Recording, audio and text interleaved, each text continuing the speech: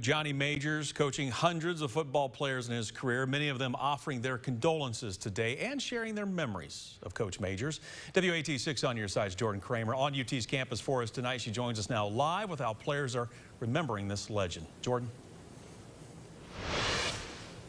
Well, Bo, former players understandably are devastated after learning the news this morning of the passing of former Tennessee head coach Johnny Majors. Now, one thing that really stood out to me from different posts that I read and even talking to some of those players was that the same kind of line was reiterated throughout everything. Johnny Majors was about as Tennessee as it gets. So much so that the night before he coached Pitt in the 1976 national title game, he was recruiting for the Vols. Now, he had already been hired as Tennessee's head coach about a month prior to that game, but still, he was on the phone making calls for the University of Tennessee.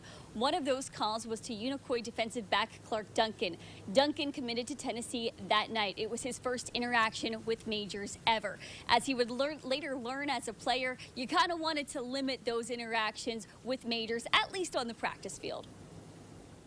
Coach Majors was so intense that in practice you did not want him in your group because he was so intense, and not that you didn't want to work, but so every day at practice everybody would look to see what group was going to screw up first, because you knew that's where he was going to go, and now you knew that you're going to have a chance to have a good day of practice because he's not going to be chewing your tail out all day long, you know. Duncan remembers that Majors was a coach. He wasn't a CEO type of coach who let others make the calls. He had a hand in every aspect of his team, often with an eagle in the sky view, overseeing everything from a lift in the center of the practice fields. And it's that lift that gave Duncan one of his favorite practice memories with Majors. He's up there and he's just barking at everybody. Well, he saw something he didn't like and he wanted down. Well, the battery died. And he was furious. He threw his megaphone down. It shattered everywhere, and it took about 30 minutes for the maintenance to get him started and crank back down. So, but obviously when he got down, there was nobody doing anything but serious business. Nobody was laughing about it, but today we laugh.